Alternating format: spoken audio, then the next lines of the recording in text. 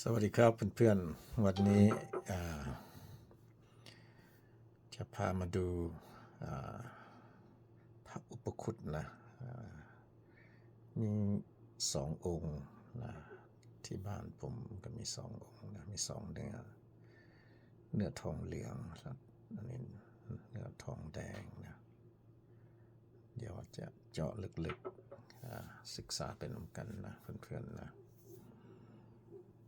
องค์นี้อายุประมาณ100 กว่าปีนะองค์นี้อยากว่านะความผิวของพระเนี่ยน่าจะสร้างพระอุปคุตองค์นี้น่าจะสร้างที่วัดสุทัศน์นะผิวเหมือนพระกลิ่งนะ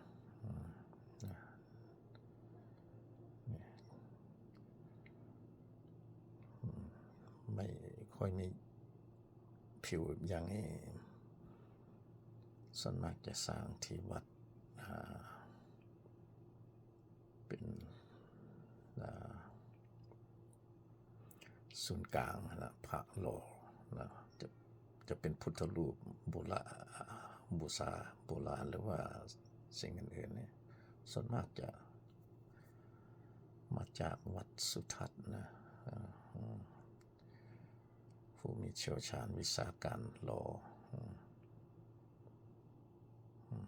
ในทรงโน้นนะ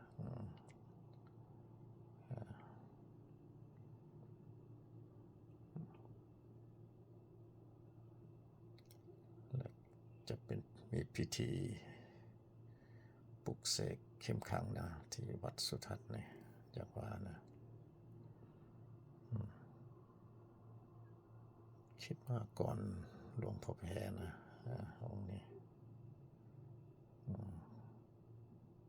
ก่อนนะอาจจะ100 กว่าปีนะสร้างเนี่ยเนื้อผิวนี่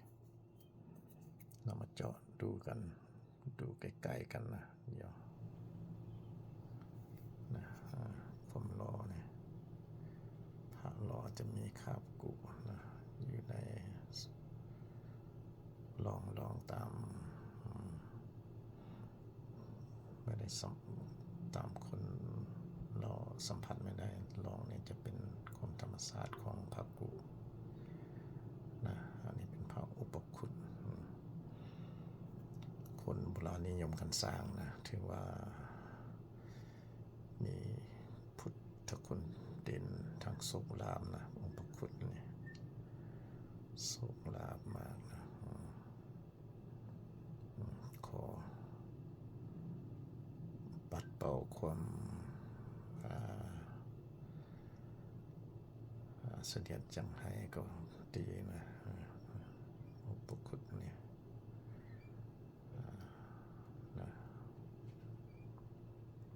นี่ถือว่าสวยงามมากนะผิวช้ำๆเลยได้มานานแล้วผมนี่ก็ได้มาจากฝรั่งเหมือนกันนะส่วนมากพระเครื่องผมจะได้มาจากลำฝรั่งก็จะเขาไปนานแล้วผมก็สะสมค่อยๆตามกำลังสัตว์นะพูดจริงๆนะพระเครื่องนี้เขาเลือก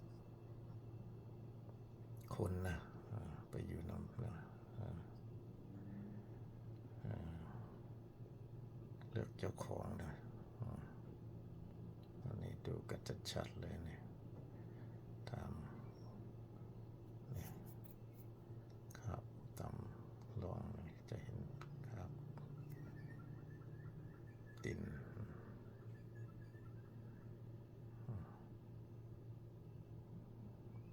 สวยงามมากองค์นี้เรามาดูองค์ที่2นะเพื่อนๆนะผมมี2 องค์แต่องค์นี้อยากเข้าไปเป็นทองแดงผสมนะเนื้อสำเร็จแต่ว่าออกทองแดงผมมีอีกองค์หนึ่งเป็นทองออกทองเหลืององค์นี้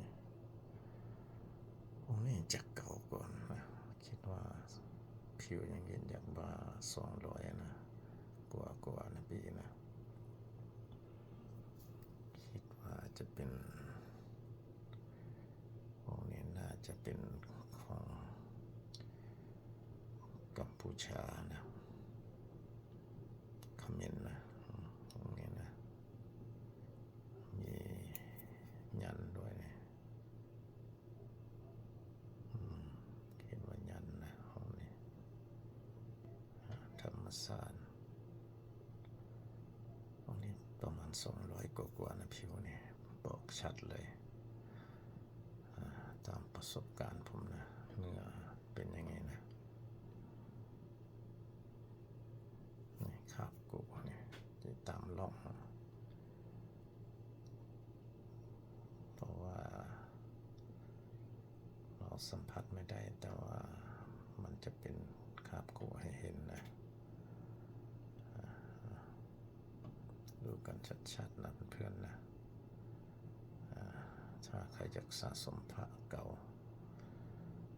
เนื้อจะเป็นยังไงส่วนมากถ้าของปลอมเนี่ยเขาจะเอาสีมาทาอำพรางสีดำๆนะแล้วผิวจะออกขาวๆนะเขาจะอำพรางได้แต่เนื้อทองแบบนี้จะอำพรางยากนะเพราะว่าผิวมันบอกชัดเลยผิวพระเนี่ยบอกชัดว่าเก่าหรือไม่เก่าเนี่ยนะถ้าเห็นขององค์ที่ว่าออกสีดำๆไปนี่มันจะอำพรางจะทำปลอมมาขายแต่นี่มันเยอะนะของปลอมระบาดนะเซียนพระกะบางท่านก็ขายของปลอมกันเพราะว่าของเก่านี่ไม่มีแล้วจะหมุนเวียนกันก็ทำปลอมมาขายกันมีชื่อเสียงคนมีชื่อเสียงเยอะก็ขายของปลอมเยอะนะทุกวันนี้นะผมดูพระกิ่งพระอะไรก็เยอะของปลอมเยอะนะนี่ถือคิดว่า200กว่าปีนะเพื่อนๆตาม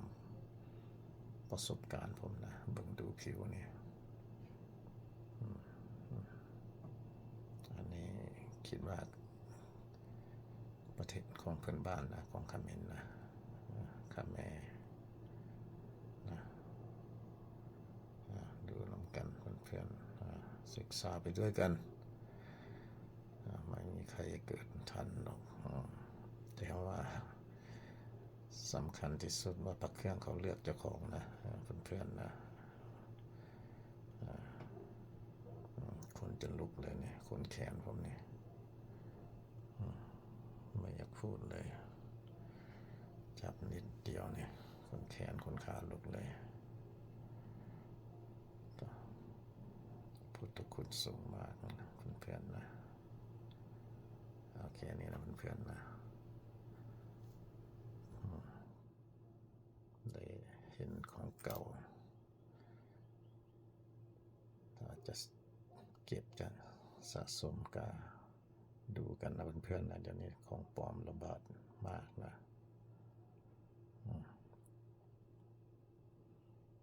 แค่นี้นะเพื่อนๆนะชอบก็กดไลค์กดแชร์ผมด้วยนะเพื่อเป็นกำลังใจพอจะมีต่างซื้อขนมบ้างนะเพื่อนๆนะ